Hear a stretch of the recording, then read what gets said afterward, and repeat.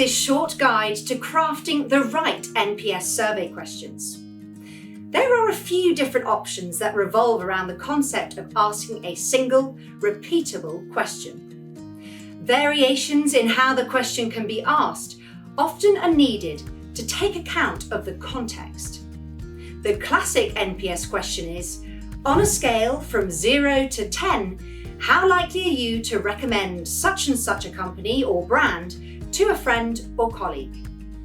The same question works for any organisation, business, company or brand. But the data you get back from asking this applies to that entity as a whole.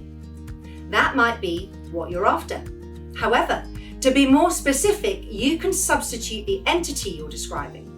For example, on a scale from 0 to 10, how likely are you to recommend product X or service Y to a friend or colleague? The entity being recommended can be changed to anything appropriate, depending on the context. For example, if your business is guided tours, that entity might be a person.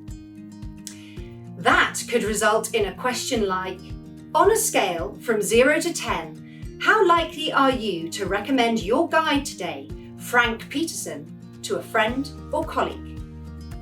Adding the tour guide's name rather than just saying tour guide is preferable because it tells the customer you're making an effort to address them personally. That you basically know and care who their tour guide was. Little touches like this make the customer more likely to complete your survey. Another example would be a hotel chain. As the boss of a hotel chain, it's valuable to measure the NPS score for the chain as a whole. But the timing, situation, and context you choose for asking the NPS question is important too.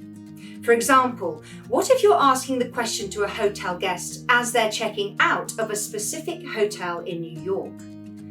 Maybe you'd ask, on a scale from 0 to 10, how likely are you to recommend the best Sheraton Midtown Manhattan to a friend or colleague? All the NPS question examples so far make most sense when asked at the end of the customer's experience, when they can look back at it all and give their summary judgment. But you don't have to do that.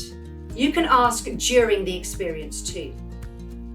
For example, on a scale of 0 to 10, considering your experience with us so far, how likely are you to recommend XYZ to a friend or colleague? You can switch this up to be more specific to an aspect of the customer journey, touchpoint, or process. This is incredibly helpful for pinpointing potential deficiencies with very specific aspects of the customer's overall experience. For example, now that you've experienced our fast-track booking system, how likely on a scale of 0 to 10 are you to recommend XYZ to a friend or colleague? The remaining part of the question you can alter is the imagined person the customer is making their NPS recommendation to. So instead of friend or colleague, you can be more specific.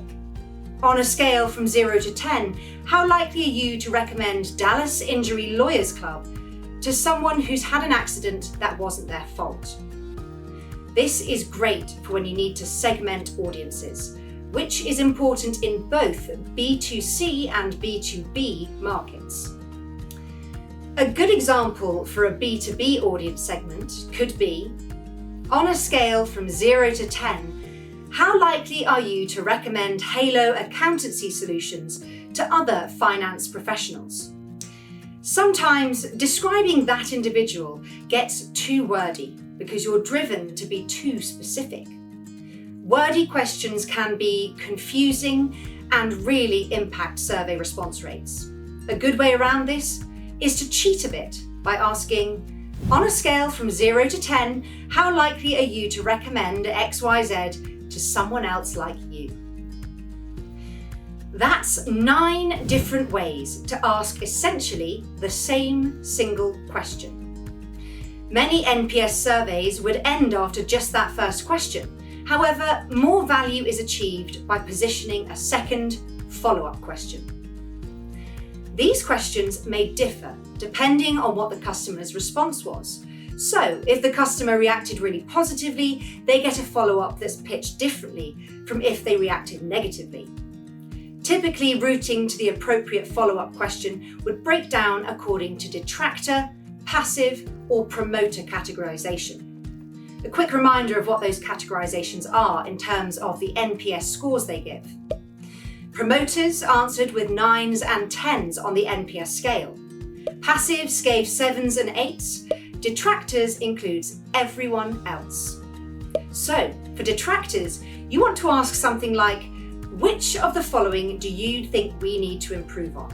You'd accompany this question with a range of answer options, plus a text box they can enter comments in if they want. For passives, you want to get at the factors that prevent them from being promoters. So, ask them, why would you not recommend us? Or, what could we have done to make it a 9 or a 10? Lastly, promoters. Again, it's a case of drilling down into the reasons behind their answer. In this case, you could simply ask, what did we do so well?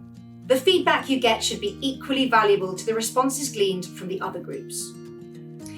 We've got some dedicated sessions on strategies for each of those 3 NPS groups, plus lots of other great content to help your NPS plans succeed. Don't forget, you can start a free trial of Customer Thermometer anytime and start launching NPS surveys straight away. Just go to the website for more details.